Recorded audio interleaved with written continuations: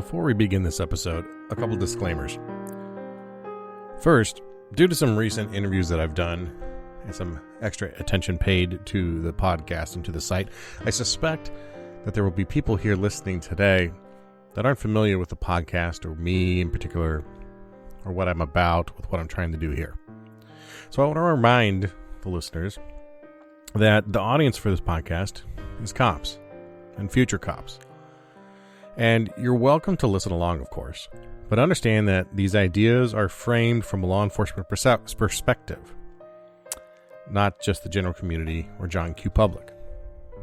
Second, to cover such a topic, which I've been reluctant to do to this point, is almost impossible to conduct a complete and thorough analysis of such a complex situation and then form a response in audio format only, that's one-sided, and that is subject to misinterpretation or just missing something.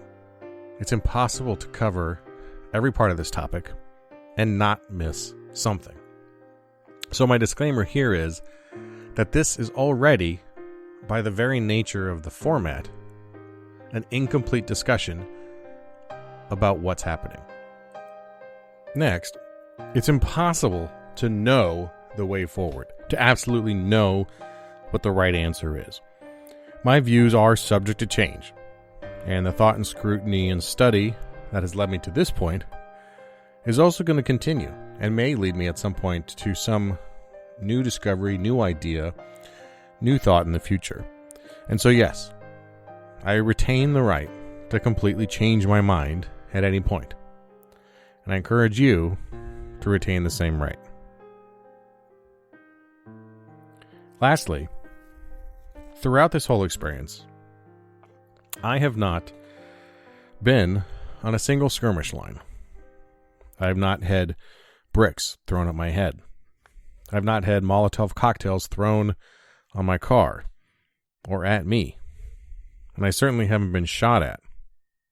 I haven't had people say some of the vile and hateful things that they've said to some in law enforcement over the last couple of weeks. Things that they didn't deserve. Things that really question if it's worth it for a lot of people. And so I am in some ways sitting up here on my high horse and sitting up here without some of that intrinsic anger of those experiences. And so I need to, and I think it's only fair, acknowledge that for the people that were on those skirmish lines and that were taking bricks and bottles to the head, that were having flaming objects thrown at them, that there is a very real and very valid anger about how they were treated. And yes, for the other side, that doesn't detract from their feelings as well.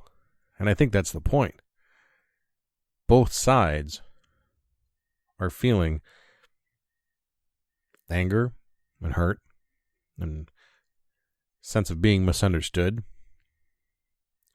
But it is on both sides. It's not just the protesters. It's not the people calling for reforms or defunding or any of those things alone. It's also in the police. Police of all races, police with families and husbands and wives and daughters and sons, some of whom have experienced some of this hate themselves over the last couple weeks. Nobody's asked for that. And so those are my disclaimers before we begin this discussion. And there will probably be more.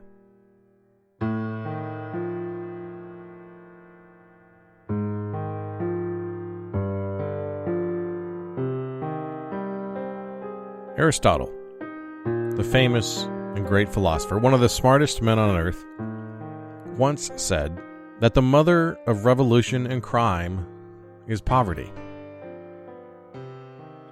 With all due respect to Aristotle, I think he's wrong. But more on that later. There's no need for me to rehash the events that occurred in Minneapolis or surrounding the death of George Floyd or the worldwide unrest that it has provoked. There is literally anywhere else you can turn on earth for any of the coverage you want on those things. But I feel one thing needs to be put on record. What happened in Minneapolis to George Floyd was wrong. What happened in Minneapolis to George Floyd was murder. What happened in Minneapolis to George Floyd could happen anywhere. And what happened in Minneapolis to George Floyd is something that we need to come to terms with to figure out how to move on. I'm also, in this episode, going to avoid reciting statistics that argue that the police aren't biased in our shootings, because though it may be true, it really doesn't matter. The one statistic I'll probably use here just now to prove that point is that about 0.00002% of law enforcement contacts end in a fatal shooting. Less than 1%, far less than 1% of all police contacts end in a fatal shooting. But for the people involved in those shootings, for the communities that are involved in them, and for the officers involved in that shooting, it doesn't matter what percentage it is. The fact that it happened is traumatic. It's violent. It's uncomfortable. And so regardless of how many zeros are after that point, in 0.0002%, we need to remove the sanitized statistics from this discussion for the most part and talk about the actual events themselves. Because we can't use statistics to argue against emotions. It doesn't work. It's like telling your kids to calm down. But has that ever worked for anybody? I've been reluctant to speak on this too much because I wanted to bring something of value to the conversation, but I also wanted to listen first. I wanted to listen to the police and the protesters and the response on both sides and avoid a knee-jerk reaction. There were already plenty of people doing that. Also, perhaps naively, hopeful that current leadership would represent us well. And I think we've all seen that for the vast majority of the country, and of the world really, that hasn't happened. I was surprised, like many of you, at the global response to this event in Minneapolis around George Floyd. And I've heard from officers around the world, literally, in New Zealand and Australia and Paris and other parts of Europe and Canada. I've heard from these other officers that they are experiencing almost identical situations, almost identical friction and conflict with their communities as a result of what happened in Minneapolis. From an anthropological standpoint, it's fascinating. We're more connected than we ever were, and that includes our collective anger and angst. People in Paris have never met George Floyd or been to Minneapolis, and yet they still feel compelled to protest their version of interactions with police. So I've heard from officers all around the world. This isn't about Minneapolis or Atlanta or New York or even Paris or Sydney. This rage and friction is a global pandemic far beyond COVID. I've also been surprised at the vitriol of the cops and the nonsense that some are spewing in the online comments. Suddenly, so many of these sheepdogs have become more like chihuahuas yapping and nipping online, but without any bite or substance. A lot of brave cops have stood on the skirmish line the last few weeks, having bottles, bricks, Molotov cocktails thrown at them, only to have much of their work dismantled by a keyboard warrior with a good old boy attitude and internet anonymity to back them up. This confluence of events has also brought to light the very uncomfortable reality that policing in the U.S., and apparently the world, is fraught with pervasive racism at the institutional and the individual level. The good news is, if you're listening, and if you have been listening to the Squad Room, you know you aren't the problem. You know that you are the solution. But to understand where we need to go, I want to first explore how we got here, at least how I see it presently. And again, remember, all opinions are subject to change when new information comes to light. This event has caused me, like many of you, to do some educating of myself on the past and on past practices. And just it so happens, as this was occurring, I was reading a book about the history of policing. Yes, that's what I do in my free time. Community policing is such a buzzword at this point, and people are often calling for more community policing as a response to the events like those around George Floyd or Eric Garner or any of these others. But I think it's exactly the problem. And I'll explain that in a little bit, but I think community policing is actually a major part of the problem. Early in the 20th century, policing was dealing with a lot of corruption and political influence, especially on the eastern seaboard and big cities. Police officers were promoted into the positions of the police through their political affiliations, and they were expected to enforce politically motivated laws, off-the-book laws, and downright corruption. So the reform efforts and technology at the time coincided and brought about what we typically refer to as the professional model of policing. And this caused a lot of different things, including the rise of unions and civil service to protect the police from undue political influence, and also more consistent standards and practices. Statewide peace officer standards and trainings bureaus that came in around these times. And the reform efforts pushed us, along with technology, from foot patrols, where we were heavily involved in the community, into automobiles, where we were in a more structured environment. And the rise of the 911 system early in the day churned policing from a neighborhood issue with a foot patrol officer and a beat officer who was dealing with local problems and local norms and local cultures into a 911 response model in which you would call 911 and the police would come. And as the emphasis on the response to 911 calls grew and grew, police shifted from the neighborhood solution to responding to 911 calls. And in that process, police became much less interactive with the community because they were judged and based on their evaluations were based largely on their ability to turn over the 911 calls, to go from call to call to call and clear the calls. That became the priority versus solving the neighborhood problems like a foot patrol officer might have done a couple decades earlier. But hopefully the idea was that this system would prevent some of the corruption, some of the grift that occurred in those earlier times. And so cops had a large amount of discretion they went from a large amount of discretion to a large amount of regulation. Standardized training, hiring standards, and the paramilitary structure all came about to control the police officer, the individual police officer, a little bit more. Those aren't bad things. I'm just saying that's how it happened. And if you're considering the time that this occurred when they're trying to solve police corruption, where officers would literally go into businesses and demand money in order for protection, anything to move away from that is a good thing.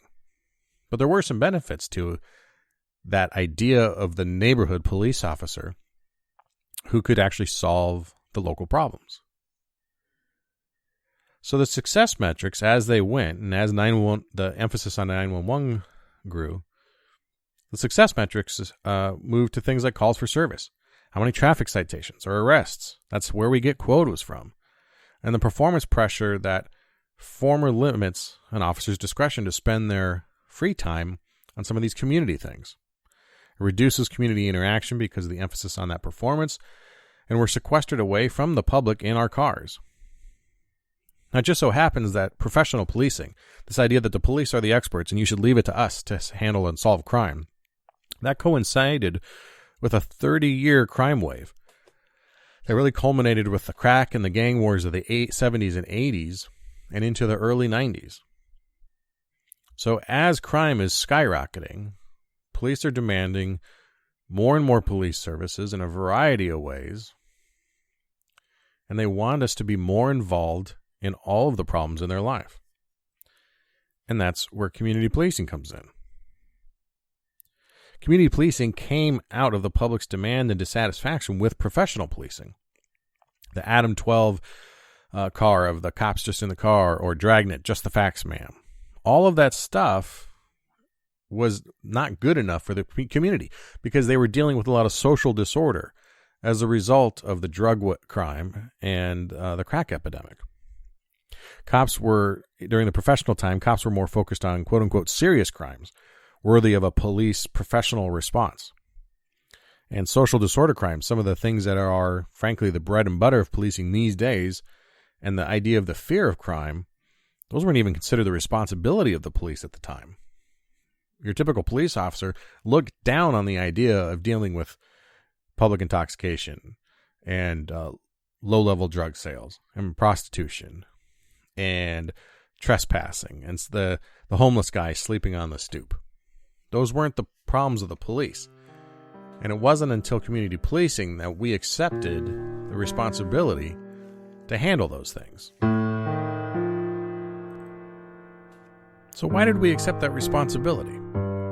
That's a lot of extra stuff on your plate. If you're focused on just serious crimes and you want to stick your fingers into all the social disorder issues I just mentioned, plus many more, that just adds work. Well, in 1981, George Kelling and James Q. Wilson wrote an article for The Atlantic called Broken Windows. And it was the first time any sort of order maintenance activities were argued to be a police problem. They published results from what was called the Newark Foot Patrol experiment. In the 1970s, state grants in New Jersey put officers back into foot patrol positions and out of the cars. What was interesting was crime didn't go down, but citizens felt safer and more secure and had a belief that crime dropped. The fear of disorderly behavior exceeded the fear of being victimized by violent crime, even in a city like Newark. And if you've ever been to Newark, that's kind of shocking. People were more scared of being mugged or having to walk past the drunk guy in the dark than they were of being violently attacked or murdered. So these footbeat officers had wide discretion to deal with the problems without making an arrest. And what happened in Newark was really interesting. They figured out that disorder and crime were inextricably linked. And if a window on a building is broken in an act of vandalism and left unrepaired, all the other windows would soon be broken as well. And it was the idea that it was a signal that no one cares. And so there you have the idea of broken windows policing. The idea that if you solve the small problems and you solve them quickly, you prevent bigger problems. So broken windows really gained traction in New York City and Newark in the early to mid 80s when Bill Bratton was chief of police, or was chief of police of the Transit Authority, and later became chief of commissioner of NYPD. Rudy Giuliani appointed him, and they had tackled this idea of broken windows and community policing. They tackled it first in the subways and dealing with the fare jumpers and the people of the low-level crimes. And what they found was if they dealt with someone who was skipping out on a fare on the subway, and if they treated that as a crime, they realized that that same person was probably good for robberies, was carrying weapons, had warrants, and by dealing with a fare jumper, they were actually decreasing crime overall. And over the course of the next decade, crime in New York City plummeted. If you've been in New York City and in Times Square anytime after 1998 or so, you can tell, if you haven't been there before, it's a night and day difference.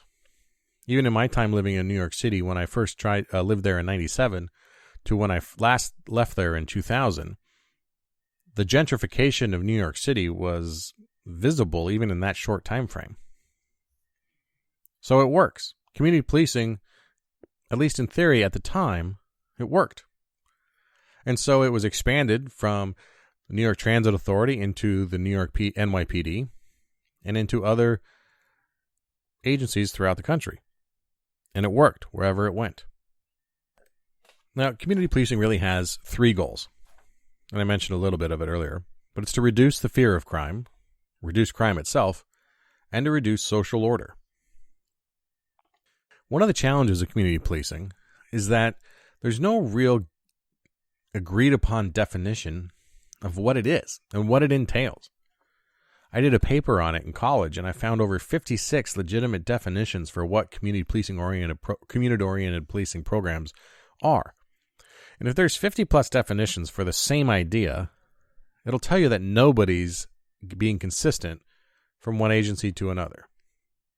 The one thing I will tell you is that if your agency claims to be a community-oriented policing agency and they just have a bike team to do it, that is not correct community policing. There's really three elements of a community-oriented policing program.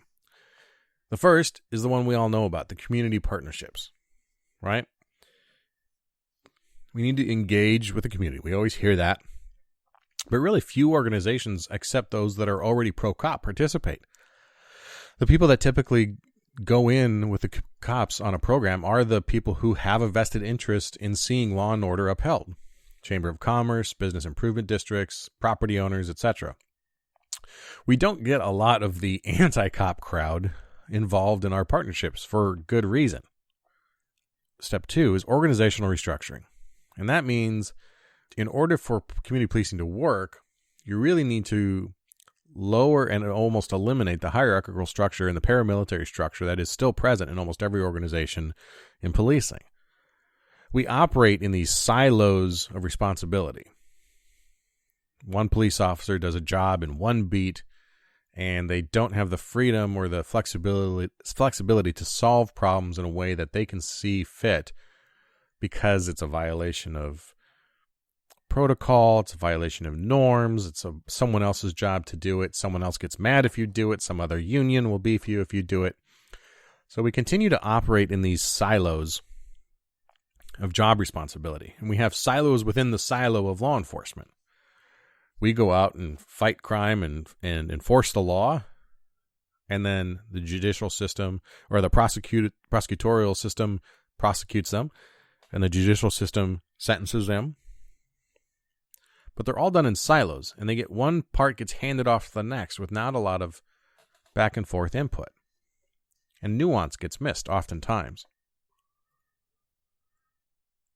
So it almost makes it impossible to solve these complex problems or seek partnerships at the moment of the interaction with the public. The third element of a good community-oriented policing program is the proactive problem solving. And we see that a lot, and that's the one we almost always get right. Enforcement of social disorder crimes helps us prevent more serious crimes, and they're easy wins for the police. They're easy things to throw out in a press release, throw up on your social media page, and promote the idea of proactive policing takes guns off the street, takes drugs off the street. And it does. However, as the American public has invited law enforcement deeper and deeper into their lives, the line between police action, social disorder, and simple existence in a modern society is becoming blurred. So the question becomes, what is our priority as a society? And what do we want from our police?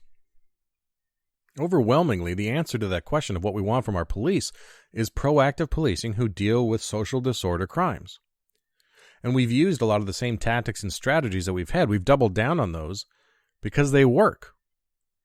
And then we can go back to the public and point out all of our successes, yet without ever really having to get creative about long-term problem solving.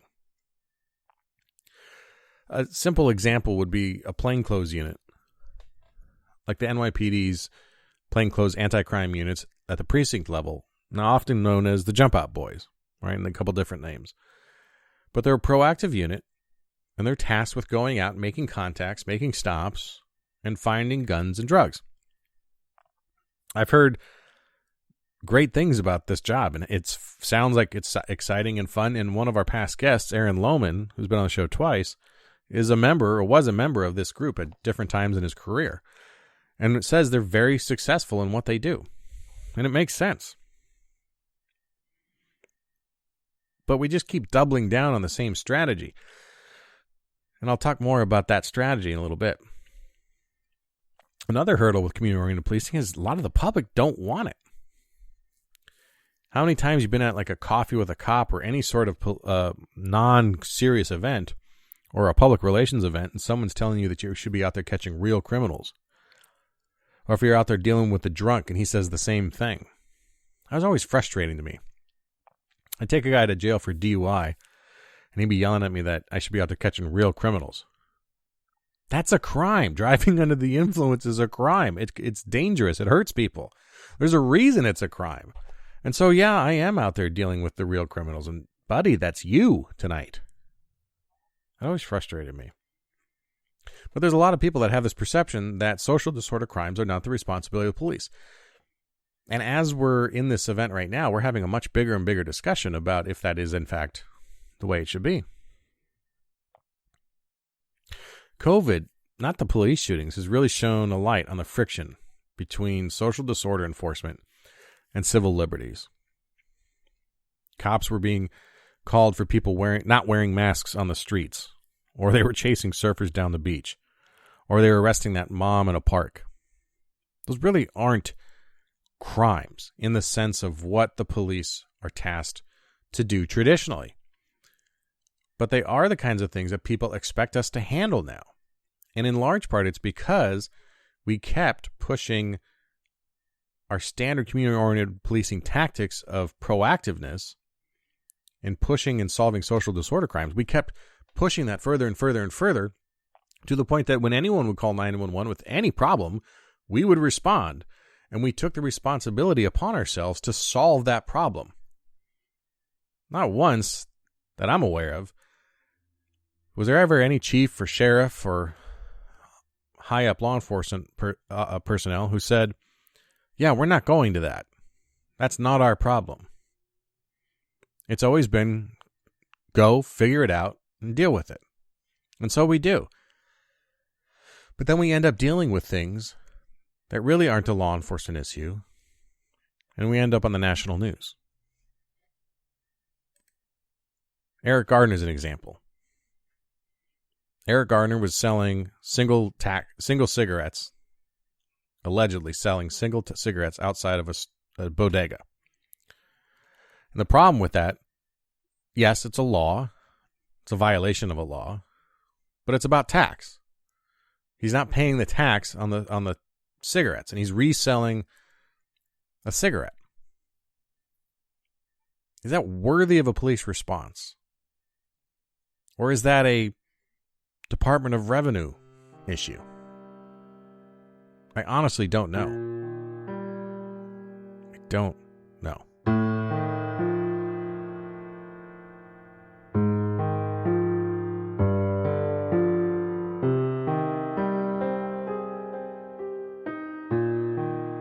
So where do we go from here?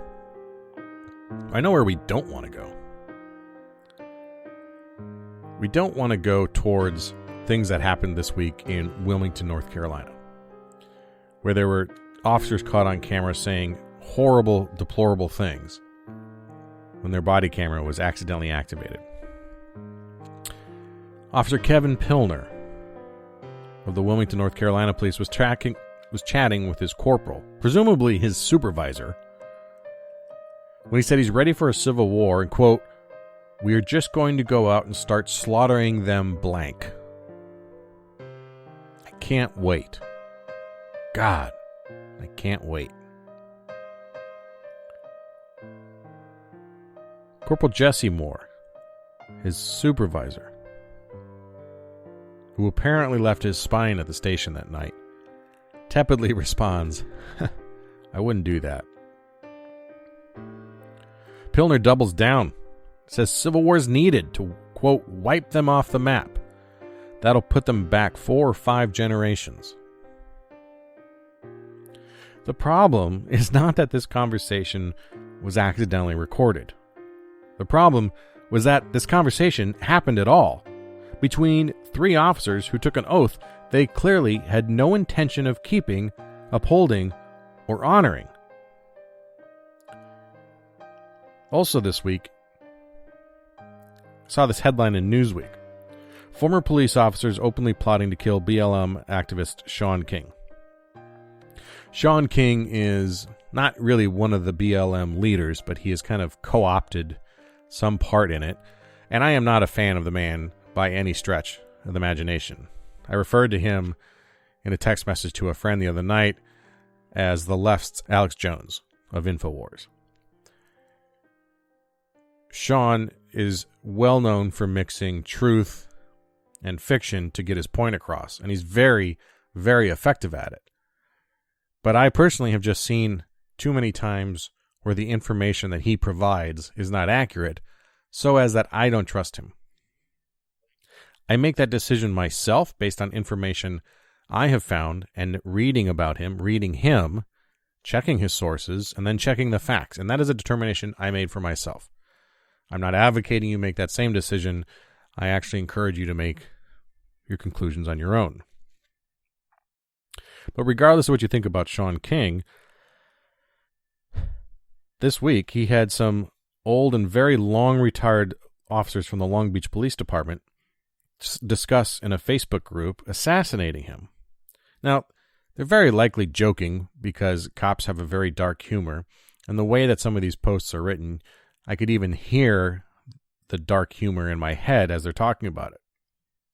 But regardless, these screenshots get sent to King, who then writes an article for Medium. And writing an article for Medium is like me saying I did a podcast for my podcast. Medium will publish anything anybody puts out there. So it's not vetted. It's not peer-reviewed. It's not journalism. It's just a chance for anybody to go out there and write blogs. And I read a bunch of stuff on Medium, but it's not where you should go for accurate and timely information or factual information if that's what you're really looking for, because it's largely influenced by opinion. But regardless, the story that's off Medium gets picked up by Newsweek and NBC News and LA Times, and it's national news, and then it's international news. And they all stick with the headline, former police officers openly plotting to kill BLM activist Shaun King. Never mind that these officers have got to be in their 90s, some of them, and they haven't been on the job since 93. So yeah, they very likely are old and old school, but I don't know them. Never met them. But I just know that they don't represent current law enforcement officers because none of them were actually current law enforcement officers. And that doesn't make a difference to the public. All the public hears is former police officers openly plotting to kill. That never plays well.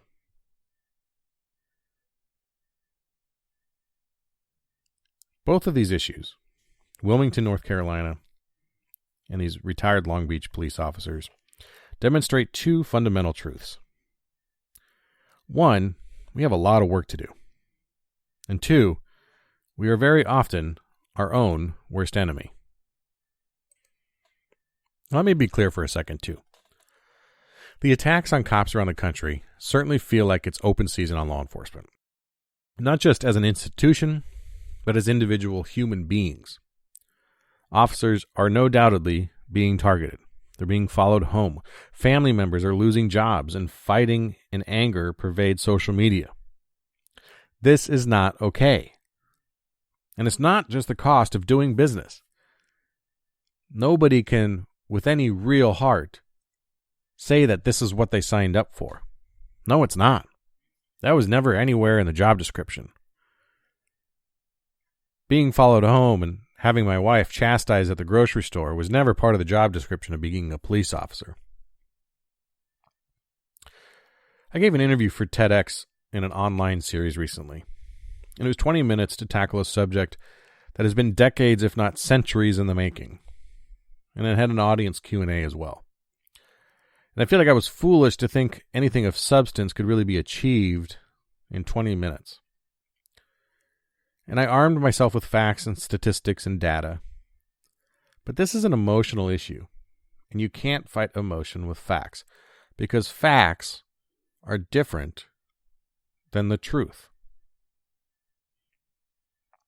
Regardless of the facts or the definition of truth that you subscribe to, it's obvious that the system is broken and in need of real change.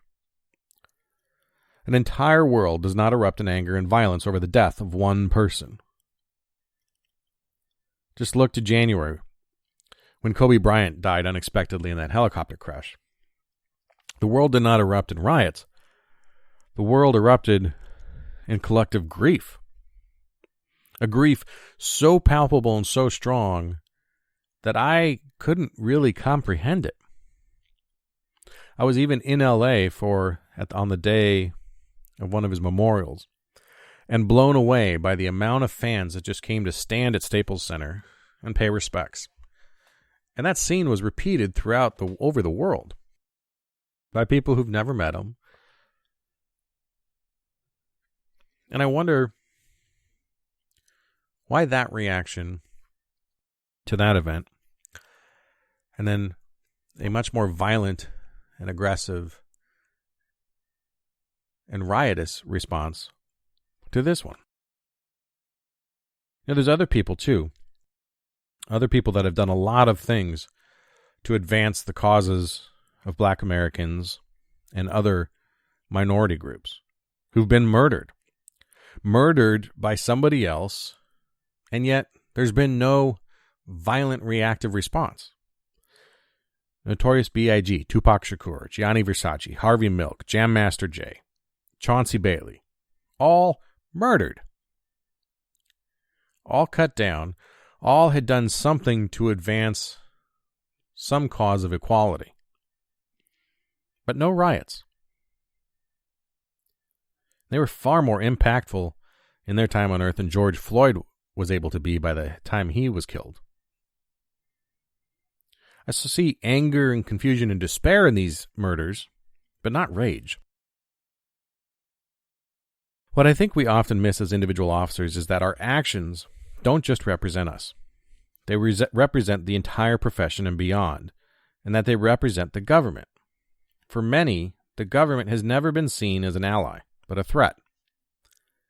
The liberty interests of the individual are almost always drastically affected by their government institutions.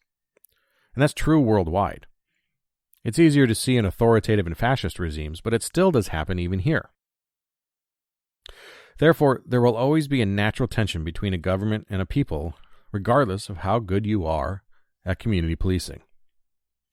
So if I, Garrett Tesla, as an American, father, husband, and human being, shot and killed someone in the performance of my duties, no matter how justified I may be, I am doing it, in part, because of social and criminal justice policies that put me in a position where I am obligated, on behalf of the government, to act. Now, regardless of the justification, training, the nuance, or even the actions of the alleged offender, the state has taken a life. Like I said earlier, I want to avoid statistics and studies, but one demonstrates, I think, how we got here. And I've heard it used in numerous places to prove that cops aren't racist, but that's not the whole story. Roland Fryer is an economist at Harvard University. When he was 30, he became the youngest professor to ever be awarded tenure at Harvard ever. And in 2016, he did a study called An Empirical Analysis of Racial Differences in Police Use of Force. Now, it seems silly that I feel like I need to mention this, as if it's part of his resume and part of his bona fides. But Dr. Roland Fryer, is black. And so after the deaths of Michael Brown and Eric Gardner and a few others, he developed a study to pursue the idea and find out if police are in fact shooting black Americans more often than they are other races. And what he found was interesting. He found that in shootings, there was no racial differences between when an officer shot and killed a white man, a Hispanic man, or a black man, or anyone else. There was no racial differences in the amount of shootings.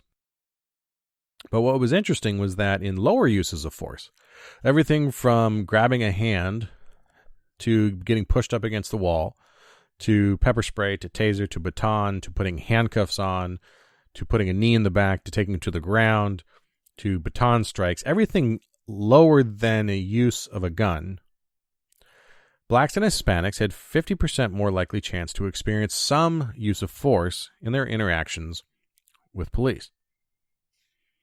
Now, many of these were just, like I said, minor things such as grabbing and handcuffing, with or without an arrest. But this, as a cop, this data makes sense to me. Cops interact with low-income populations more often because that's where the majority of crime victims and crime suspects live, and minorities are far more likely to occupy these neighborhoods than whites. That's not a statement of opinion, that's a statement of fact based on numerous studies in this area. They are contacted by the police more often. And when you have a concentrated population of criminals, force is more likely to be used, even if it's for a lawful arrest. The problem, and many good officers see this, is that the problem is that honest and innocent people get caught up in that. A good example is New York City's stop and frisk program, a completely legal tactic that came out of community policing. In 2011, stop and frisk made 685,000 stops on citizens in New York City. It was essentially outlawed a couple years later, and in 2019 they only made a little over 13,000 stops. In fact, last week, New York City NYPD just announced that they were disbanding the plainclothes anti-crime units that I talked about earlier, known as the Jump Out Boys. These units at the precinct level were incredibly successful from an enforcement standpoint. 30% of their stops yielded guns, drugs, or warrants, or etc., or some arrestable offense. 30% is pretty great from a cop perspective. But 70% did not do anything. And from a PR standpoint, it's an abject failure. That means that 70% of the people that the cops stop and talk to, question, ask where they're going, ask for identification, ask to pat them down, have done nothing wrong. And they're caught in a very successful net because they know that other 30% are just part of it. And that's not the cop's fault. That's not the individual cop's fault. That is a tactic I would completely employ in that city. And when you're tasked with going out and taking guns and drugs off the street, and you have consensual contact abilities, you're going to go out and talk to people. And if you talk to people and you notice maybe they're a little intoxicated, maybe they're a little high, maybe they're a little nervous. What's that bulge on their hip? What's that bulge in their waist? They're wearing baggy clothing. Am I concerned for my safety?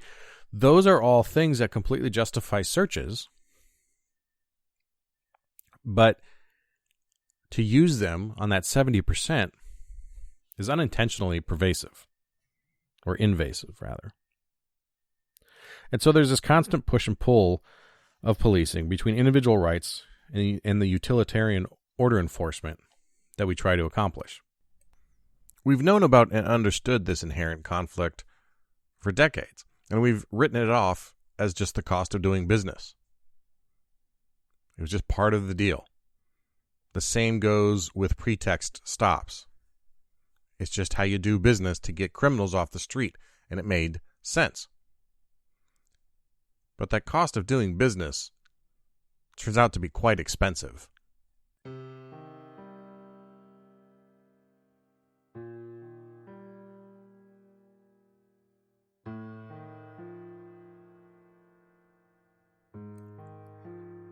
So back to my two fundamental truths. Again, we have a lot to do, and we're often our own worst enemy. There's work to be done, for sure. Most any cop is not directly responsible for the crisis that we're in, but we are responsible for fixing it. Why are we responsible? Why us? Because no one else is coming. Because we've accepted the role of guardian in it, and in it the oath to support and defend the Constitution. So where do we begin? I think we begin in Warsaw. on December 7th, 1970. During World War II, the Warsaw Ghetto was one of the most atrocious examples of the Nazis' heinous genocide. Over 250,000 Polish Jews were kidnapped from Warsaw, tortured, and executed in the concentration camps in 1943 and 44.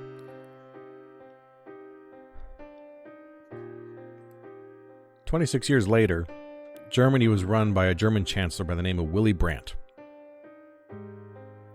Now, though Brandt was now the chancellor of Germany, effectively the president, their version of the president, he had been involved in politics since 1949 after the war, but he had actually been an enemy of the Nazi state as a young man. Born Herbert Ernst Karl Fraum in 1913, Brandt fled Germany as the Nazis came to power. As a political dissident, Fraum used aliases to avoid detection by the Nazis. He snuck into Germany under an alias of Gunnar Gosland, a Norwegian friend, and he was arrested in 1940 in Norway by the Nazis, but accidentally released. By this time, he'd formally adopted the pseudonym Willy Brandt, and after the war, he returned to West Germany to fix the wrongs of the Nazis. In 1969, Brandt became Chancellor of West Germany. And in 1970, Brandt visited the ghettos of Warsaw, where the Nazis had murdered and kidnapped so many people.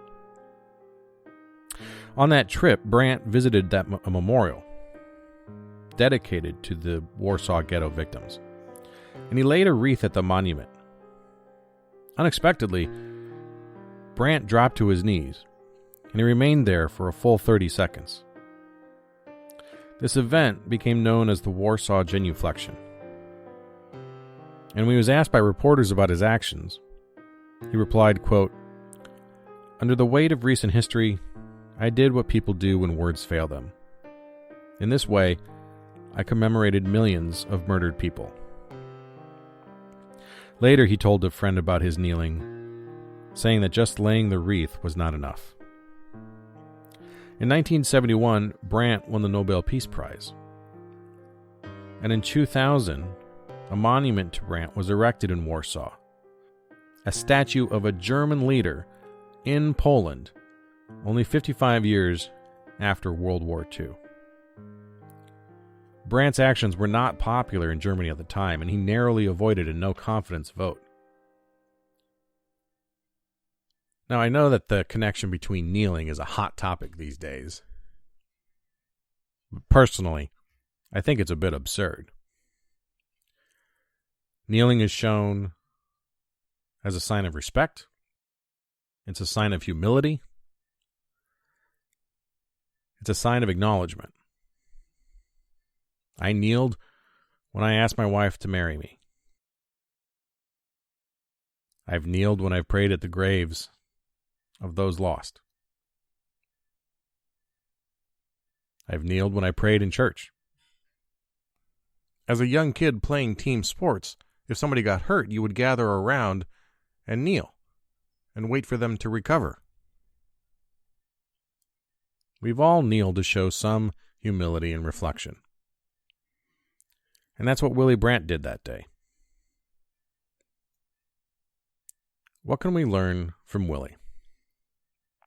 Here's a man who had every right to avoid responsibility for the Nazi war crimes. He fought the Nazis. He was imprisoned by them. He escaped from them.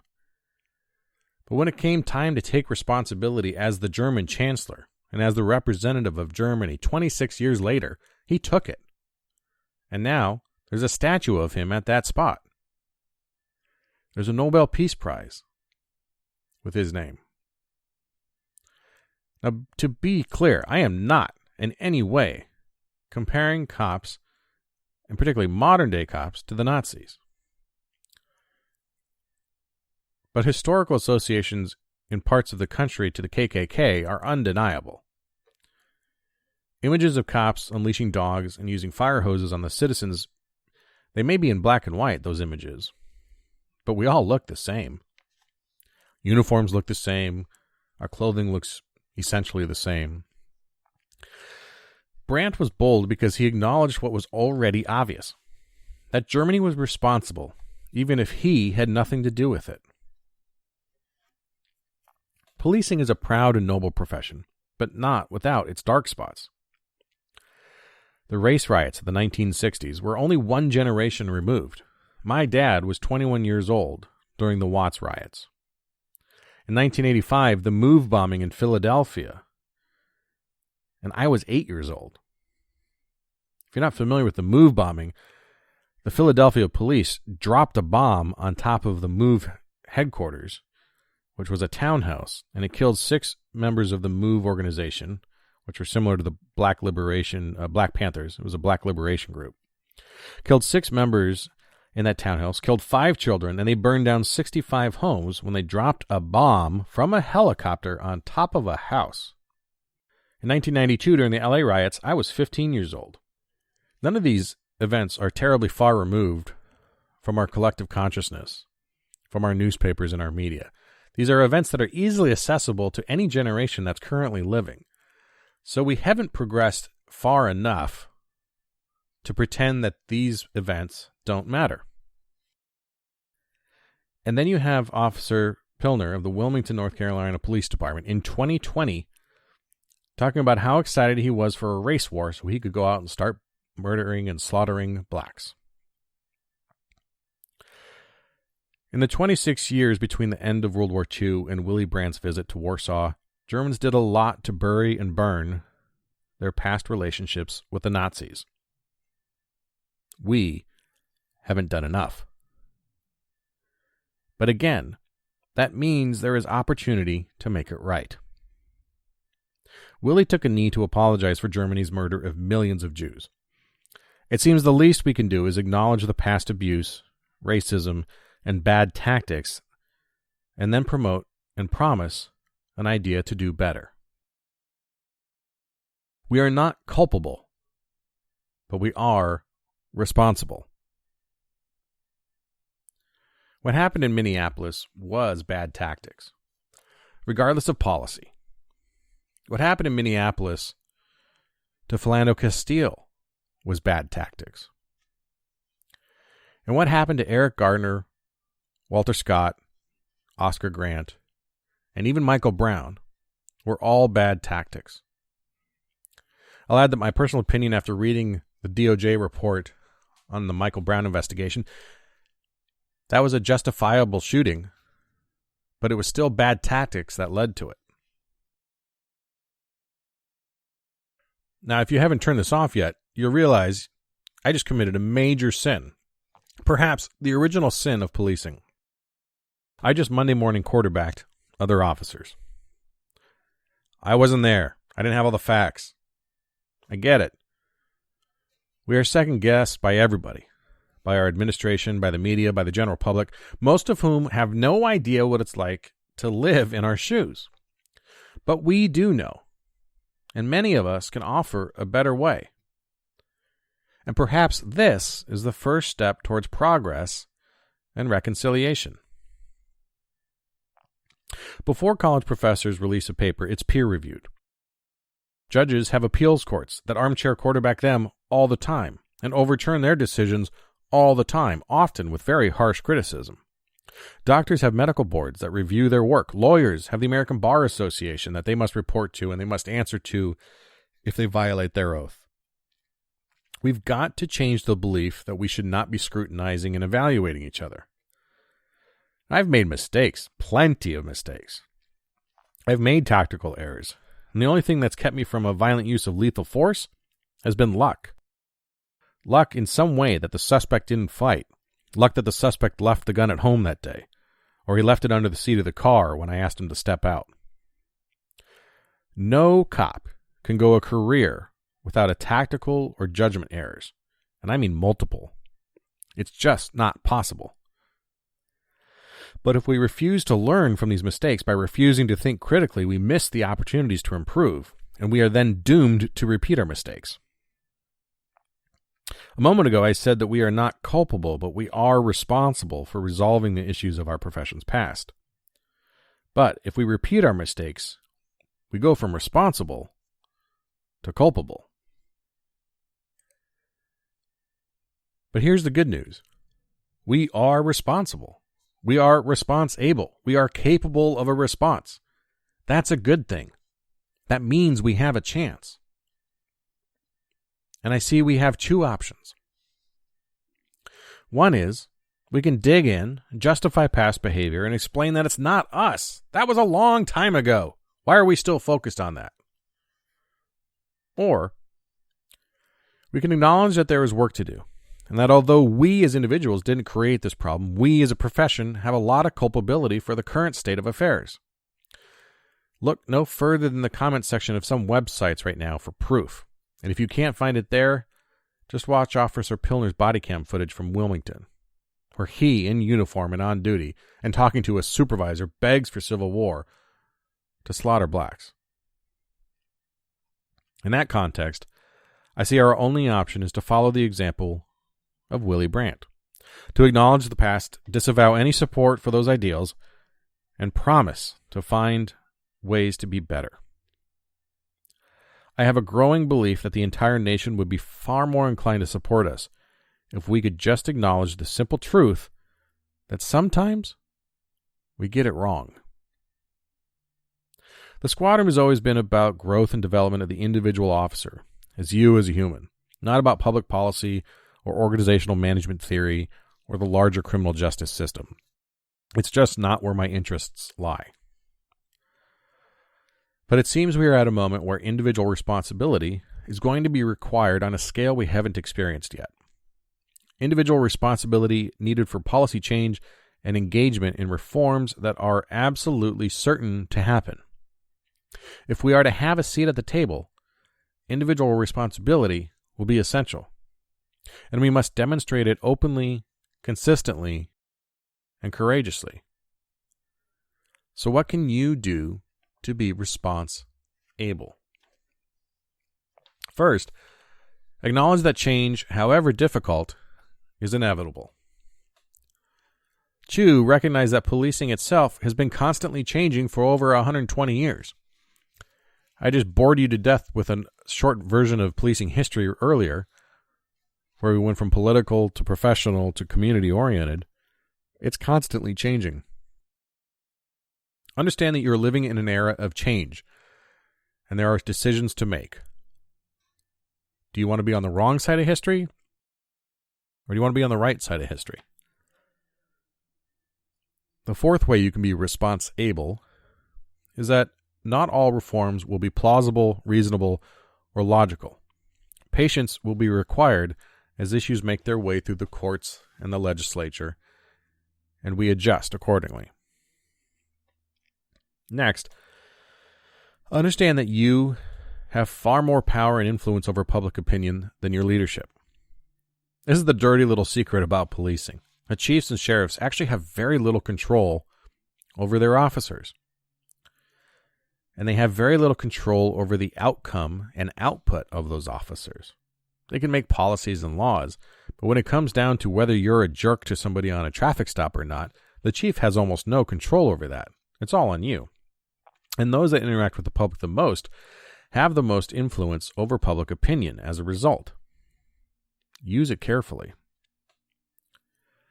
6, never tolerate anything less than complete professionalism from yourself and your peers, even off-duty. Yes, that doesn't prevent attacks or violence, but it might reduce the chance. It might prevent someone from being provoked into attacking you. But it certainly avoids issues like we saw in Wilmington, where a supervisor chuckled at his partner's calls for the race war. That's an easy win. If we don't tolerate those things in our behavior and in those we work with, that would never occur. Next, train and study not just firearms arrest and control and tactics, but search and seizure, case law, and department policy. Become so knowledgeable of your profession that you truly are a professional and that you're capable of teaching and correcting others.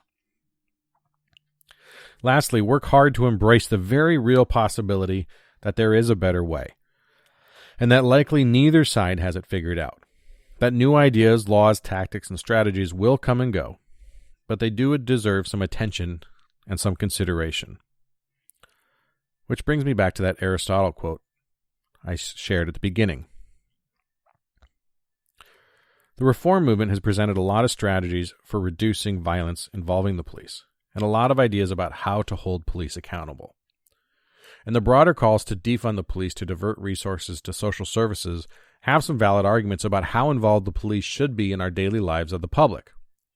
Jim Glennon of Caliber Press, and a former guest of the show, did a fantastic job detailing some of these policy issues in an article he wrote on Caliber Press, and he did a far better job of breaking it down than I ever could. And I'll link to it in the show notes. For all the bluster and rage and demands for change, the ideas and propositions have been disappointingly cliched. Rushing to change police behavior that is the result of something much deeper than implicit bias or even systemic racism is a missed opportunity for real and courageous shifts, one that I'm not quite sure those demanding change have any real strength to see through. So again, it's left to us.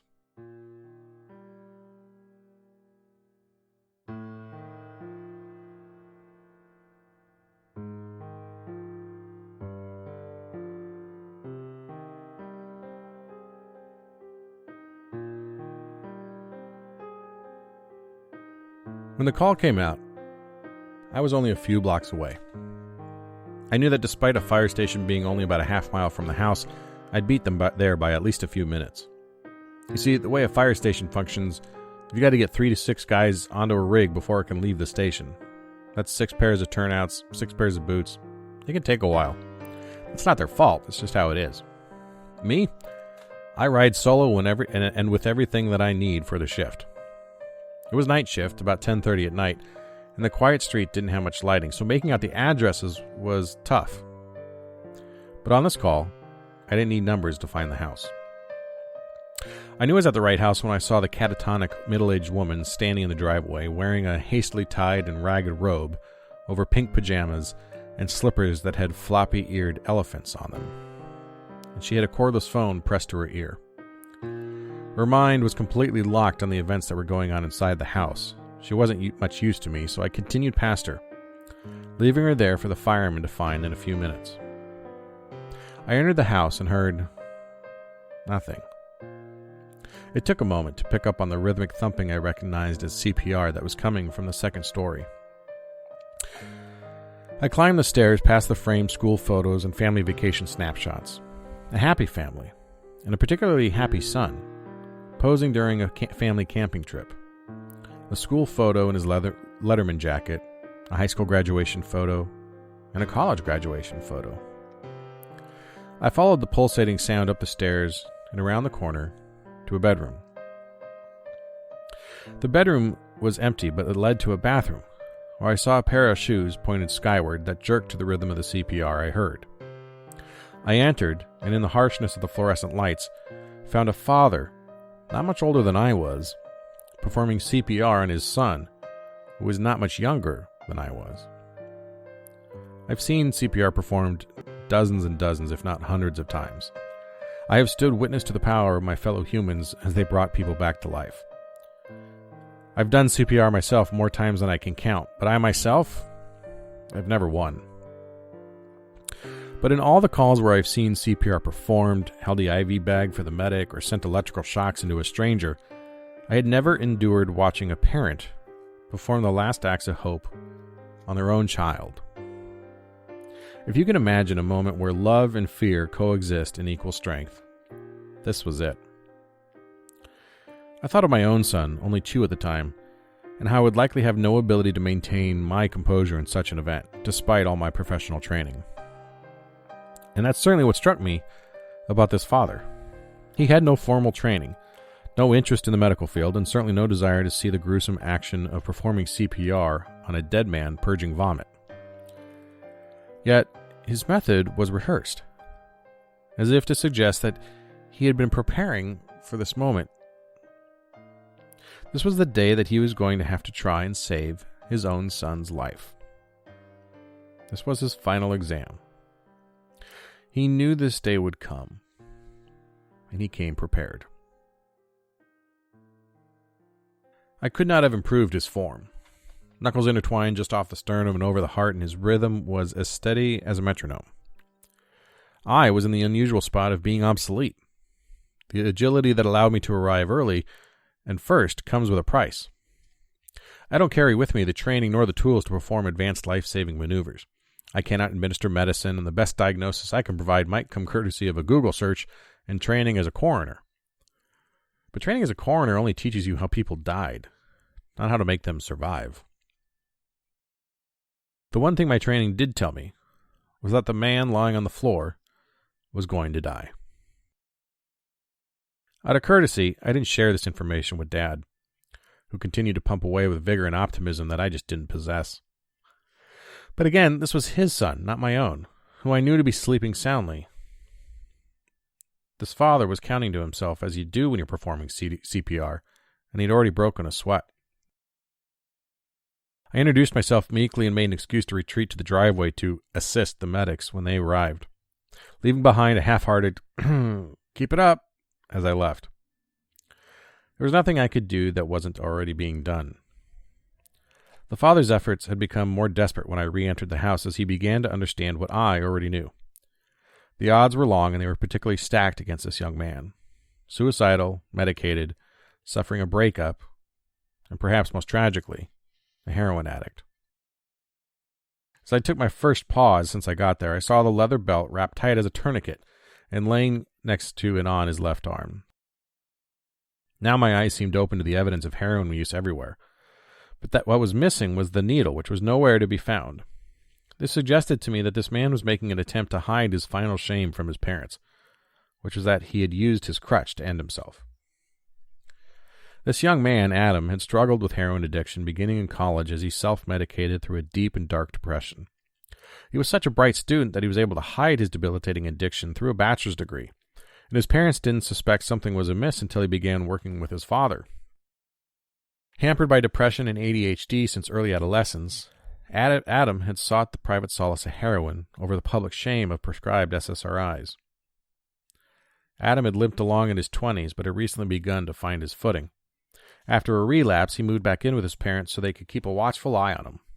A late bloomer, Adam had finally begun dating, and he was in a serious and stable relationship for over a year. More importantly, the relationship was with a non-addict. Most addicts will tell you kicking a drug leaves an internal void. They may identify the longing for the dopamine-inducing effects of their particular narcotic, but it can leave voids in other areas. War veterans and others who've lost appendages will often describe the sensation of still feeling the presence of the lost limb, a phantom limb. The limb is most certainly not attached anymore, but the brain still perceives its immediacy despite all the visual evidence to the contrary. For addicts, their addiction is their phantom limb. Social life is upended and rearranged for a recently sober addict. Friendships perfectly acceptable in drug circles become dangerous and illicit liaisons when struggling with sobriety. Yet, for many addicts that burned bridges, scorned family, and sidestep normality, it is their only opportunity for friendship and human contact. Users are, after all, still human, and those struggling with sobriety still seek human interaction and crave it like we all do. Humans are not isolated creatures.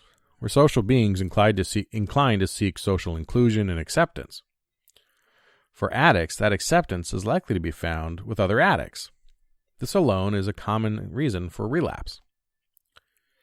In my experience, Adam's particular circumstances provided the best possibility for achieving sobriety. A loving family that, having suffered the failures of denial earlier, had a renewed approach to Adam's addiction with immediacy, love, and earnest effort, without the self-defeating enabler tendencies. Adam was educated, and he had job prospects, and a steady employment, and he appeared to enjoy it. His family was capable of supporting the financial burdens of rehabilitation and therapy. If anyone could succeed, it was going to be Adam. However, Adam's Achilles heel was his depression. In the waning moments of this man's life, I was surrounded by pain. I realized there that in some respects, I and every other American had failed this man I'd ever met. Despite never being arrested, never being mandated to drug treatment, or otherwise interacting with the criminal justice system, we as peacekeepers had failed to prevent this. The blame is not entirely ours, of course, but I certainly felt culpable. I'm a law enforcement officer, a cop, but in the language of the California Penal Code, I'm a peace officer. My job, my duty, my oath is to keep the peace. The traditional counter to peace is noise, be it literal, like your neighbor's keg party, or figurative, like the white noise and interference caused by victimization. The goal of law enforcement is to, quote, keep the peace. Everybody knows that. It has always made sense, and that peace and noise are the duality that I work in. When peace is present, there is no noise to respond to, either literal or figurative. It is, of course, impossible in any society to consistently maintain the peace, and when noise disrupts our lives, I'm the one sent in to return the peace and remove the noise. As I stood in Adam's bedroom looking at the bookshelf, I came across the spine of Malcolm Gladwell's Tipping Point. This book exists on my own bookshelf, and it was there in a dead man's bedroom that I had my own tipping point. The absence of peace is not noise. The absence of peace is pain. When we as peace officers cannot react fast enough to keep the peace, pain festers in our absence. When we fail to keep the peace, we may cause pain due to our shortcomings. When we stop external disruptions to peace, we alleviate the pains of victimization, fear, and anxiety. The fear of a child afraid to walk to school in a rough neighborhood is a real pain and as real as the needle prick of an immunization. The apprehension a woman feels walking alone to her car in the dark is a very real pain. The anxiety caused by living in a neighborhood where gunshots are common creates intense psychological pain and stress. Consider what happens when that child is jumped, that woman sexually assaulted, or that house is peppered with bullets. And it's easy to see that crime is pain. As these external influencers wear on a person, the anxiety and real physical pain seep into their being as they internalize the pain. Years of real or perceived victimization, fear, and anxiety induce this internal pain. For peace officers, the most difficult peace to keep is internal. These disruptions inside people that deteriorate their will, their dignity, their identity, their compassion. This is not to say that the presence of the police is the cause of pain, though that surely is true in some circumstances. The point is that we as police officers are tasked with keeping the peace, and hence preventing, eliminating, and reducing pain. This is a monumental challenge, but one that generations of law enforcement have attempted to answer through various means. The problem, as I now see it, is that the paradigm of law enforcement remains stagnant. Despite new tactics, the intents remain the same. And this is not the fault of those in uniform. Despite technological advances like CompStat and intelligence-led policing models, punitive action has been the only acceptable output provided to law enforcement officers. Been the only metric, the only tool we've ever used to gauge our success. The proof that punitive action is our only option is seen on our duty belt. A gun, a taser, handcuffs, pepper spray, a baton, those are all necessary tools that rightfully have their place in self-defense or the defense of others. However, we don't carry tools capable of a good offense. We truly seek to keep the peace and create lasting change, that we need to find the tools for a good offense against pain. Those tools likely won't be carried on any duty belt, but will be maintained in our hearts and minds. New government is collaborative government. Technological advances and new ways of thinking can become force multipliers if our goal is to truly keep the peace. Peace is elusive to many, and sometimes our only hope is using external persuasions and coercion to achieve results. Court-mandated drug treatment is one example where we are able to use what I call positive coercion to achieve internal peace. Law enforcement has traditionally considered allied agencies to all fall within the criminal justice system. The district attorneys, state prisons, local and federal courts, probation departments, all agencies that can only bring coercive tools to the table. We must open the discussion to non-traditional partners who have the opportunity to mitigate, eliminate, and prevent pain. Agencies and non-governmental organizations such as social services, alcohol and mental health, public health, Veterans Administration, the Red Cross, welfare, housing and urban development, urban planning departments, and more all have an opportunity to positively influence the lives of citizens. And perhaps they may be responsible for removing some of the pain. However, each of these agencies functions within their own worldview and with their own objectives and goals. These outside partners don't function from a crime prevention perspective. But when they're working correctly, that's actually exactly what they're doing. The only agency that has the capability to focus on systemic crime prevention is law enforcement. Therefore, law enforcement leaders must accomplish the daunting task of enlisting these other agencies to achieve our common goal beyond enforcement. It's my belief that law enforcement must take ownership of the issue and create a long-view approach that keeps the peace and that begins far earlier than our current models. DARE and Police Activities League programs are really our only main intervention strategies. And DARE has largely been shown to be completely ineffective, and PAL programs intervene with high-risk youth. But here's the truth we all know. If we're attempting to intervene with youth who've already been identified as high risk, we've already lost. It's like giving your child a sex talk when they're already in their mid-30s with 2 kids. You're too late. Law enforcement leaders, chiefs of police, sheriffs, district attorneys, must lead these efforts because we are the only agencies with the unilateral capability to intervene and restrict the fundamental constitutional rights of citizens. However, there is a duality to our oath that is unique to our position, and one that must be recognized, discussed, and honestly honored with humility. What if we shifted our thinking? If we tried to hack the problem with a change in paradigm? What if we could enforce the law and create peace by seeking ways to defend citizen rights? What if the police, who already have the ability to create coercive intervention via incarceration or punitive action, were able to add to their duty belt the ability to create coercive rehabilitation? What if we could go even further and find that peace officers have the standing and authority for preemptive intervention? Or if not, the police, another social service that operates in our place in these areas? What if we could achieve intervention without coercion, but with cooperation? What if peace officers could eliminate internal pain before it manifests itself as external pain? What if we could achieve the absence of pain?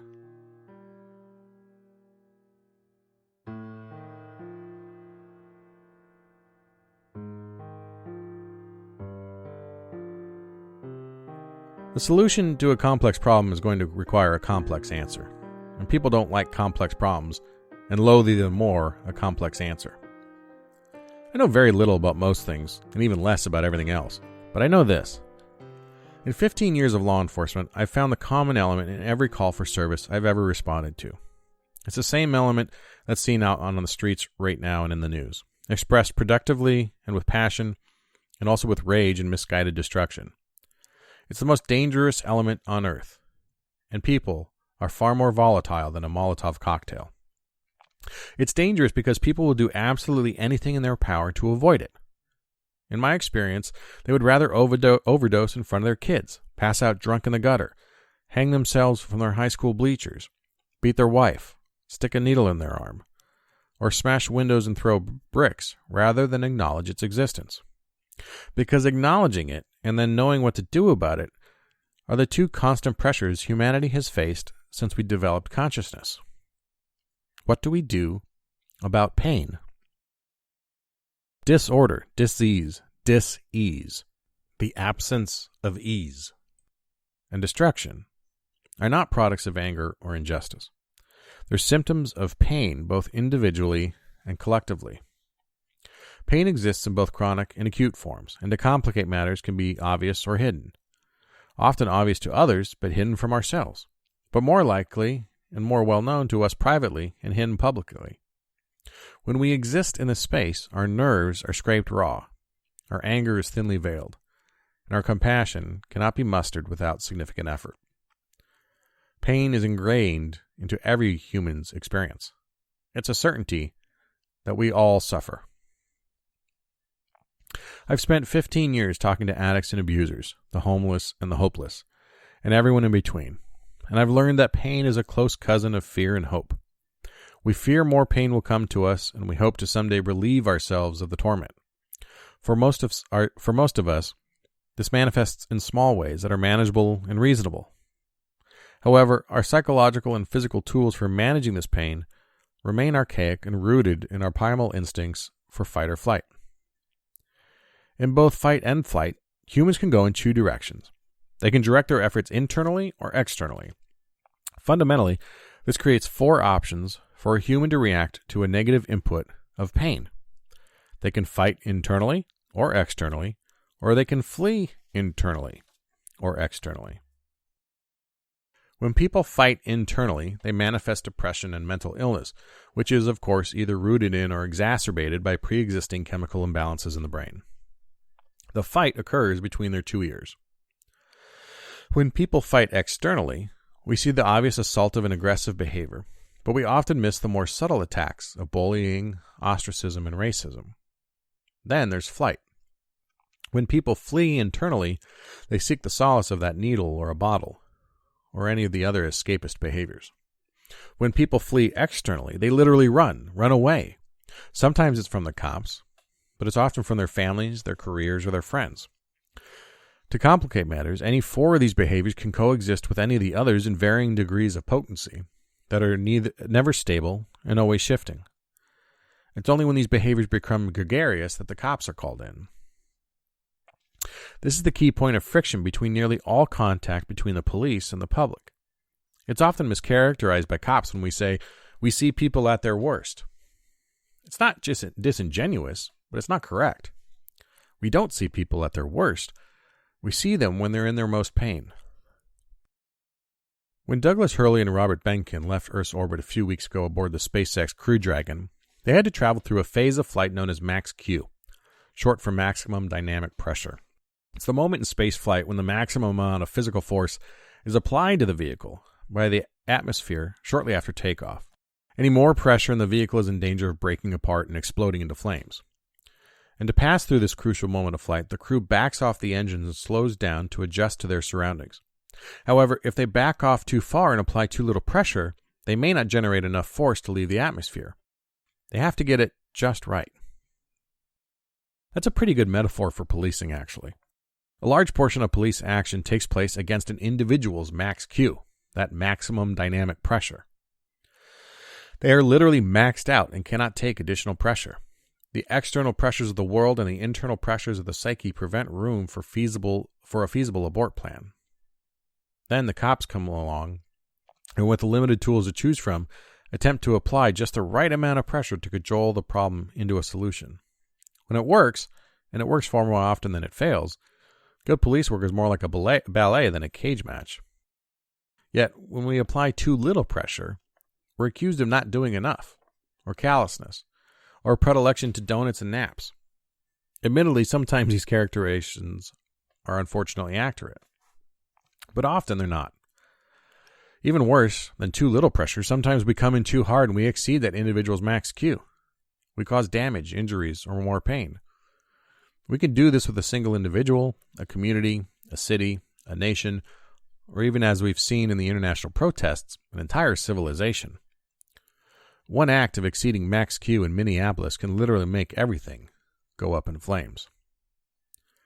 But just like a space capsule, the pressure of policing and democracy goes both ways. To carry forward the metaphor, being a cop is not dissimilar from being a SpaceX astronaut. There's a lot of garbled radio traffic, awkward outfits, public attention, and a persistent yet vague feeling you could almost die at any moment. And like Bob and Doug in that capsule, we're rocketing towards the unknown. Except, that's not really accurate. Space, for all its vastness, is actually a known entity. How else can they design, build, and program a rocket to propel a space capsule up to the International Space Station, and with precision down to the centimeter, get it to dock 254 miles away from the launch pad? There are really far more knowns than unknowns in modern spaceflight, in my completely uneducated opinion. But in policing, we rocket towards a person's cries for help with little information, likely no understanding of the personalities of the people involved, and a public's expectation that whatever we encounter, be it a mass shooter or a lost child, that we handle and resolve the situation with pleasantries and requests, not demands, for cooperation. We don't spend years prepping for this moment like our national heroes did a few weeks ago. Our best training is what we've learned from previous experience. The academy will teach you fundamentals if you're lucky, but the variety of nuance in the real world is so vast it's like, well, outer space. Anything is possible, except that we don't exist in a vacuum like the space capsule. Quite the opposite. We are surrounded by the people we've both sworn to protect and sworn to hold accountable for violations of the law. The duality of that position is fundamental to modern police work, and despite the cries for change, it's absolutely crucial in a democracy. We live amongst our populace, are married to them, we go to the summer barbecues, We attend church with them and we coach their kids in Little League. The concept that we are representative of and for the people is as accurate today as it was when Sir Robert Peel, the founder of modern policing, first made the connection in 1829. So, when an officer arrives on scene, they're confronted with someone who is near their own max Q. This may not be obvious, and it may be concealed by drugs and alcohol, but this pressure dynamic is almost always there. It's so palpable to any cop with time on the job because we've all experienced the volatility. But if you've never been at a similar max Q, the person might even appear cooperative. In fact, they may very well be for the entirety of the whole police contact, and no one will ever know how close they came to exploding in their space. Not even the officer. Conversely, when an officer arrives on scene, a person is confronted with an officer who is also approaching their own personal max Q. Despite the belief that we are trained better, we exit the car with our own internal and external pressures, and we couple them with the unknowns of the situation that we're entering. Good officers train for this moment and pass through max Q successfully, knowing the pressure will subside. Others fail to train enough, stall, and often get hurt as a result. Still others see their attitude and altitude approaching this crucial moment and push the throttle forward, accelerating towards certain yet unknown disaster. In these moments, watching a peace officer break apart in flight is what provokes what we saw in Minneapolis. This certainly is not an attempt to justify the behavior of Derek Chauvin and his co-defendants, far from it. But as the country wrestles with the aftermath of this event and the subsequent protests and riots, it should naturally beg the question, how did this happen? To do otherwise would be to all but guarantee a repeat event of this in the near future. It's been asked in various ways, but I have yet to see any reasonable attempt to answer this question without resorting to broad generalizations or feel-good yet ineffective fixes. This is such a challenging issue because it's not a police issue. It's a human issue. As previously discussed, pain is guaranteed, which makes it universal. But on that matrix of internal versus external and physical versus psychological, we are often incapable of meeting each other at the right headspace. My training may help mitigate escalations, but under the right conditions, I may be provoked to discard my training altogether. One possible explanation is that I made the conscious decision to forego common sense and professionalism because it's far more likely that I've passed my max Q. Which brings me back to Aristotle. To review, the quote is, "The mother of revolution and crime is poverty." But as I said at the beginning of this episode, I think he's wrong. I think a more accurate description is, the mother of revolution and crime is pain. He's wrong, but it's the slightest of distinctions. In 15 years of law enforcement, I have conducted thousands of car stops on people of all races. I've made hundreds of arrests for minor infractions all the way to major incidents. I've stood in the living rooms of the destitute and addicted and the rich and the famous. I've arrested addicts soaked in urine and feces and addicts soaked in privilege and wealth. And the commonality to all of these situations, every one of them, something that is present at every criminal offense and police interaction, is pain. For 30 years, we have assumed that social disorder was the precursor to crime, and while that is somewhat accurate to a point, we have the ability to go deeper, and we must. For policing, we need to consider the liberty interests that have routinely won in court against the government's interests in maintaining order, so we need to adapt. People are clearly preferring individual liberty and individual sovereignty to utilitarian law enforcement techniques. Next, we also need to do something that's going to be incredibly difficult. We need to flatten the hierarchies of these paramilitary siloed organizations that we work in and push the decision-making down as far as we can to the street level, where the people who are actually interacting with the public have the most flexibility and creativity to solve the problem. This means reducing a lot of the layers and a lot of the things that were put in place to keep control of cops, but ironically have also stripped them of all of their creativity and their ability to think for themselves. Conversely, though, we need to strengthen some of the ability of chiefs and leaders in the organizations to run the organizations in the ways that they want. Unions were set up long ago, and civil service was set up long ago to protect individual officers from being singled out by a supervisor that didn't like them, or being singled out by a mayor that wanted them gone because they supported the other guy. And there's extremely valid reasons why the unions and civil service are as strong as they are. However, in the absence of progress here, what we're seeing are the police unions standing up and justifying why the bad cops should keep their jobs. Lieutenant Kroll from the Minneapolis Police Department is almost a perfect example of this. He has defended the officers, including Derek Chauvin. Keep in mind, maybe the other officers who were on FTO and Chauvin was their training officer, and these guys had like 3 or 4 days on the job. I get why they were in an uncomfortable and almost impossible dynamic to follow their training officer's instructions and yet obey the law. They were stuck literally between a rock and a hard place in terms of what to do. And policing culture reinforced a lot of why they got stuck where they are. So I understand maybe some of what their issues are. But I can't understand why the police union president there was defending Chauvin immediately and vociferously and with passion and being very antagonistic in the press. He was actually picking the fight. And it seems to be consistent for that guy. And it seems to be consistent for the department from what I've been able to read and what I've been able to learn about him from past issues. So police leadership needs the ability to get rid of bad officers, and any good officer shouldn't have any problem with that. As long as there's a checks and balance and due process in place to ensure that the good officers have their day in court and have their day in arbitration if they feel like they've been wrongly accused of either a policy offense or a crime.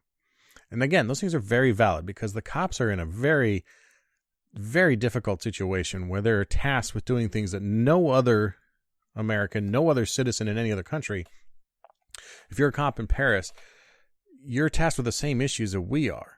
And the general citizenry has no idea what the dynamics and the nuances are. And we can't expect them to. But they need to have some way of cultivating a good culture. And bad unions are a big part of that problem. We really need to develop what's become known as the team of teams approach, with shared accountability, not just with people in the criminal justice areas like probation, parole, and social services, but public health, sanitation, code enforcement, planning and development even. And really, I think what we'll see, and what I fully support because I've seen it work, is alternative sentencing to avoid incarceration. But I think it's important. We must maintain the ability in the criminal justice system to maintain coercive treatment because it works. Coercive treatment, real quickly, is an idea that you see in a lot of the like drug courts or veteran courts. And it is a form of alternative sentencing where rather than go to jail because you got popped with a teener of heroin, you are sent to treatment. And there's certain hoops you got to jump through. There's counseling you've got to go to. There's drug testing you've got to go to. And people bemoan a lot of these programs. But in my own research, found that coercive treatment was actually 3 times as successful as when someone checked themselves into rehab. So it works. The problem is that we need to have much more customized coercive treatment options available. And that's just kind of a side note because that is not a police issue. That's a criminal justice and a judicial sentencing issue. It's a prosecutorial issue, not a policing issue. But I think that it solves a lot of the issues that we get blamed for, right? The police are the front end face of the entire criminal justice system. So we take a lot of the brunt of the criticism. So we need to be coming up with a majority of the ideas. There certainly needs to be more training in emotional counseling and stress management for cops. And there's been some good articles on that recently and some good police psychologists that have come out with stuff on that. And I'll link to that in the show notes. So where do we go from here? Well, I could spend an entire podcast, I could spend an entire year of podcasts on discussing the different ideas, the different proposals, the different policy changes that are being thrown around right now. And that's really not the intention of this episode nor of this podcast, though we will probably cover some of them in the future. The point of this here is to talk about the idea that a massive paradigm shift needs to happen that no one else is talking about, and that we need to move from the idea of a criminal justice system to a pain management system, because it's the absence of pain that is peace, not the absence of crime. And I think one of the things we can do quickly to adapt to that is to really look at history. And really, quite simply, we can use a very well-known and very structured and very modeled and very proven method for how we look at how we should be solving and approaching crime. Everybody in school studied Abraham Maslow's hierarchy of needs. Now, you probably don't remember it, but I'll go through it. And I think that the parallel between Maslow's hierarchy of needs and the kinds of crime that we see are so on point that I'm surprised it hasn't been pointed out before, at least not as far as I'm aware. So if you remember, Maslow's hierarchy of needs is basically a pyramid. And as you go up that pyramid, you achieve greater and more difficult, you succeed in achieving needs that are greater and more difficult. So the base of that pyramid are the basic things that you need to function in life, the physiological needs. So achieving the need for food and water and warmth and a place to rest. And then from there, the safety needs, your ability to be secure and to be safe in your surroundings. You're not going to be attacked by a predator, or you're not going to be left out in the cold, or you're not going to be left homeless by the fact that you lost your job. And then after safety needs, there's the love and belonging, which is the need for friendship and intimacy and family and connection. And then esteem, which is the needs for respect, self-esteem, status, strength, and recognition. And then on the very top of that pyramid, a point where very few people actually get to is self-actualization. And that's the point where all of your needs are met. You don't have any more needs because they've fallen away. You've achieved them all, and you're able to maintain your sense of self strictly based on who you are as a person. You're not pursuing these other lower needs so regularly that you dip into them. And to be clear, we come and go from these different parts of the pyramid throughout our lives, and even sometimes throughout our days.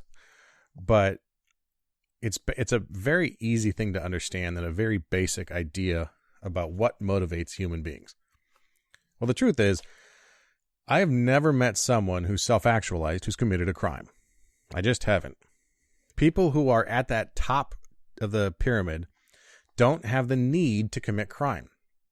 They have rid themselves of all the things in their life that would provoke them to commit a crime.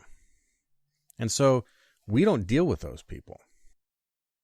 But as I'm looking at Abraham Maslow's hierarchy of needs, I see how there are crimes and levels of crimes that coincide with each of the lower parts of the pyramid. For example, back on the bottom of the base, physiological needs for food, water, warmth, and rest. That's where you see a lot of your civil disorder crimes. Shoplifting for food, some thefts, trespass, illegal camping. A lot of the homeless issues are physiological needs. Then you have the safety needs of security and safety. And you have both physical, emotional, and financial security as well. And the biggest chunk of crimes, I think, happen here. But for example, the need for safety and security, that's where you see crimes like weapons violations, assault and battery, self-defense. You see financial crimes. You see robbery, and you see burglary. All of those are the perpetrators need to feel secure and feel safe. Next on the love and belonging tier, love and belonging, friendship, intimacy, family, connection. That's, I think, why or where you get the motivation for crimes like rape and domestic violence and a lot of drug crimes and gang membership and prostitution and use of prostitutes. And then in esteem, That's respect, self-esteem, status, strength, and recognition. And again, I think that's where you see crimes related to drug dealing, gang membership, high white-collar crimes, and even doping in pro sports. So what does all this have to do with solving crime and eliminating pain? Well, if we could look at crimes and the crime that it's being committed as the criminal's attempt to solve this need, this inherent biological drive, this need to do something, perhaps maybe we could solve the crime itself. And so many of these things in the physiological safety, love and belonging, and esteem needs are driven by pain and driven by the fear of pain and driven by someone wanting to get far, far away from pain. So if we can solve for food and water, we can solve crimes of that ilk. If we can solve the feeling and sense of security and safety, we can solve for weapons violations and maybe assault and battery. We can reduce financial crimes or robbery. That's a big idea and it's a big concept, and it's pretty heady to think that we could have that big effect on other people. But as we've seen over the last couple of weeks, everything's on the table and everyone's open to ideas. So let's at least put some ideas out there. One more disclaimer for you too, by the way. I'm not a psychologist, nor am I trained as a psychologist. And my description of Maslow's hierarchy of needs is probably making my college professor roll his eyes at the moment. But that's about a brief and succinct definition of it as I can get. But really, what do we do? Let's work on solving the true motivations behind these conflicts. Let's solve for the pain. And that will require more love than we're currently giving. Solve for the pain. And we do that by giving love.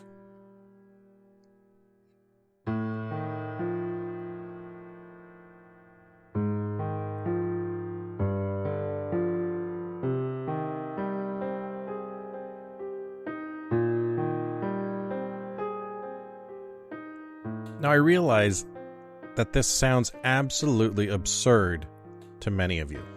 We're cops. We're crime fighters. We're enforcers of the law. We uphold the Constitution. So what do we have to do with giving love? Well, where have we gone in the last hour and 45 minutes?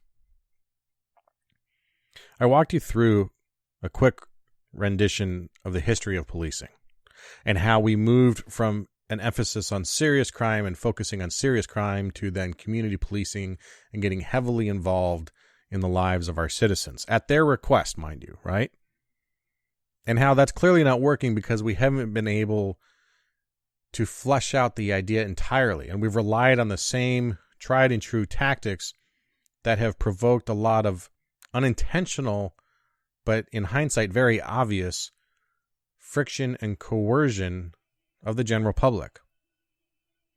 We have created, not through the fault of any one individual, but as a system dedicated to enforcing the law and fighting crime, created a system that is overbearing in some communities and downright hostile in others. These changes have come about because of legitimate issues in the country. The crime wave of the 60s through the 70s through the 80s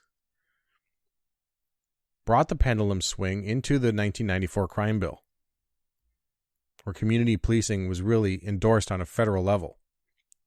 But so were mandatory minimums, and 3 strikes and you're out, and billions of dollars added to the prison system to build more jails.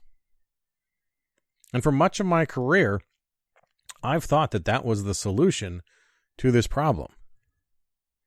You can't commit a crime if you're locked up.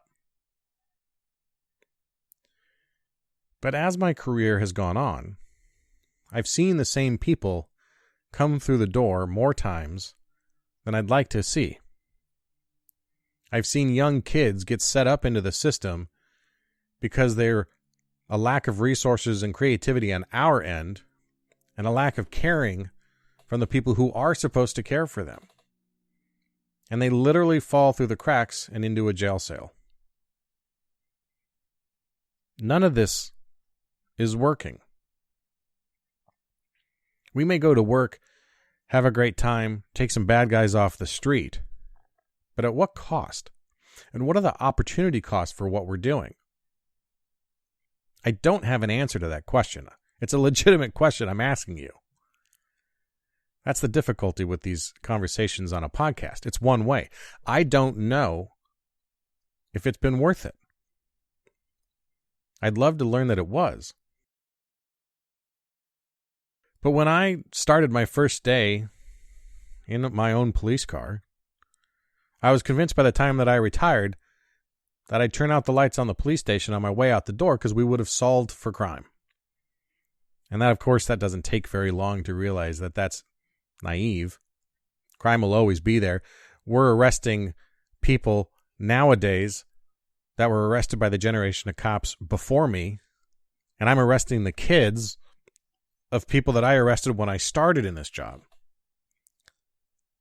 That should be a symptom, or that should be an indicator of something much, much deeper and much bigger than just a policing problem. It's ironic, because on the day that I record this, a poll came out in the USA Today. And in that poll, they talked to people, and many people support cops focusing on serious and violent crime only. Leave the little stuff to other agencies. So, how are we going to do this when the old way that they're asking us to go back to was unsuccessful, and the new way that we've tried to use of solving serious crimes by focusing on low-level crimes works, but the public doesn't want it? Also today in Berkeley, California, a city council member proposed eliminating police from traffic and parking enforcement. This is one of those public policy ideas I don't intend to get too deep on in this conversation because it's complicated as a topic and in general. But this is one of those examples of an idiotic idea that is floating around that we need to participate in and we need to be part of the dialogue in. But if we don't come up with something better, we're going to end up with a situation like this. Now, Berkeley can have their parking enforcement. I don't think there's a cop on earth that would argue or be unhappy about giving up parking enforcement. But traffic enforcement is such a nuanced idea. And again, the general public doesn't understand how complicated traffic enforcement, air quotes, is. Traffic stops are some of the most violent interactions for police. Many cops are killed stopping someone for what they thought was just a broken taillight or expired tags. And so Berkeley expects to put an unarmed person into these confrontations with people. That just is obviously ill thought out. Just an example, in my time, I've stopped people for simple traffic mistakes who turned out to be a murder suspect who was fleeing and was from out of state. I've stopped more than a few stolen cars for something simple like a broken taillight or tags that were expired, or rolling through a stop sign. I've stopped a major narco trafficker off a consensual contact, just pulling up and chatting with him and finding him. I stopped a human smuggler going back towards the Mexican border at 3 a.m. off of a speeding violation. The FBI had been looking for this guy for a long time. And of course, like anyone else, I've stopped countless DUIs that could have killed somebody. So the idea that we can just defund or remove some aspects of policing from the police is absurd. And anybody who's listening who's spent any time in a patrol car understands that. But that's what's going to happen if we don't take ownership of the idea and we become creative. And we also understand that the way things have been working can't be the way things work anymore. I do have some hope, though. In the Seattle Times today, they profiled a current academy class. This is Seattle, where some of the hotbed of this stuff is going on with the CHOP and the autonomous zone. The Seattle class of kids showed a lot of optimism. They weren't worried about their jobs. They weren't worried about going onto a skirmish line. There's a quote that I really like from the article. It says, quote, the kids in the academy, kids, I mean, they're young adults, but They see themselves as a solution to racism and violence in policing, not as part of the problem. It's a great attitude to bring into your career. So the history of policing, moving from professional to community-oriented, all the problems. The history of our interactions and how we're not even a generation removed from some of the outright racism that has occurred in our profession. And we've got to own that. We've got to be responsible for shifting that. And then just this week, out of Wilmington again, showing that it's still very, very prevalent. We need to own that. We need to be like Willy Brandt. It's not our fault, but it's our responsibility. Aristotle was wrong, but we have the ability to be right. Peace isn't the absence of crime. It's the absence of pain. And I never want to be culpable, but I'm willing to be responsible. There's a lot going on right now, and change is, as you hopefully understand, inevitable. Some of that change is going to be difficult. Some of that change is going to be uncomfortable. And some of that change you are going to disagree with. But I want to tell you something too.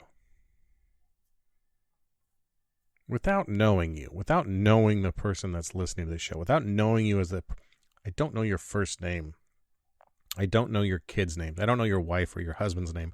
I don't know where you grew up. I don't know where you're listening to this from. I don't know any of those things about you. But I do know something about you. If you're in service right now, or you're looking towards a career in law enforcement, and this is something you want because you want to serve and protect, you want to keep the peace, you want to help people, then I do know something about you. I know that you're willing to take on a job that the vast majority of the public will never, ever understand. They just won't. It's impossible for them to understand.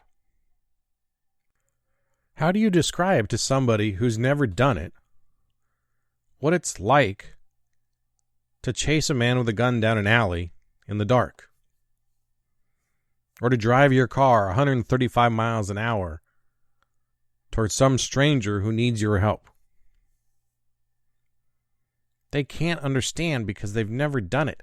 Most people, good, wholesome people, can't wrap their head around the idea that someone would do that. So it's much, much easier for them to understand and accept the negative things that happen in policing, because those things they're surrounded by them. Your average citizen is surrounded by the negatives in their regular everyday to-day life. And so when those things happen in policing, we're an obvious example that they can look to and say, that makes sense. I understand. I see why they're like that. What they don't see, that's what's important about you. They don't see you missing your son's Little League games, or your daughter's ballet recitals, or your anniversary with your wife because you're working. They don't see you missing countless dinners because you're pulled and held on overtime to cover a shift. They don't see you coming in on your days off to help with a project in the community. They don't see those things. They don't understand that about you. But I and many others do, because we've lived this life with you. And so don't give up the pride of the job well done. Don't diminish the efforts you've put into your community because of the bad apples that are making it hard on the rest of us. Hold your head up high and know that the work you do, regardless of what any city council member might say or the op-ed piece will say, the work you do is absolutely crucial to the functioning of our democracy. People rest peacefully knowing you are out there. And the truth remains that the vast majority of citizens support us. Even if they acknowledge and accept that change must happen, they still support the idea of good police going out and doing their job. You have a job that is as impossible as you can comprehend. And I know that because of the kind of person that listens to this show, that listens to the ideas that we bring out in the show and the topics we talk about openly, that if anybody who's listening to this show, those people that are out there, those are the people that are going to lead through this change. And I know that about you.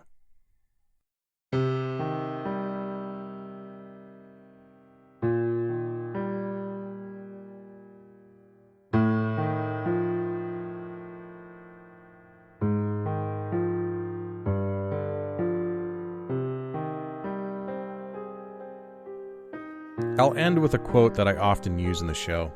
And if you've listened to this show for any amount of time, you've certainly heard me say it.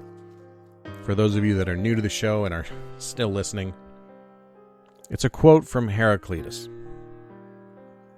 the old Greek philosopher. And he's speaking about the Greek army. But I think it applies to any situation and any group of people, but particularly to the police. He said, out of every 100 men, 10 shouldn't even be there. 80 are just targets. 9 are the real fighters, and we are lucky to have them, for they make the battle. Ah, but the one is a true warrior, and he will be the one to bring the others back. Now, I realize that warrior and the idea of a warrior in policing is a trigger word, and it's a sign of microaggression to many. But remove that word. One is the true leader. One is the true guide. One is the true guardian. Whatever word you replace it with, the fact remains. And it's very true in our profession that 10 shouldn't even be there. 80 probably are just targets. So it's really up to those 9 that we're lucky to have to make the change and to see through a cultural shift. But it's going to take the one to make it happen. So how do we solve for this? It's simple, but it's not easy. Be the one.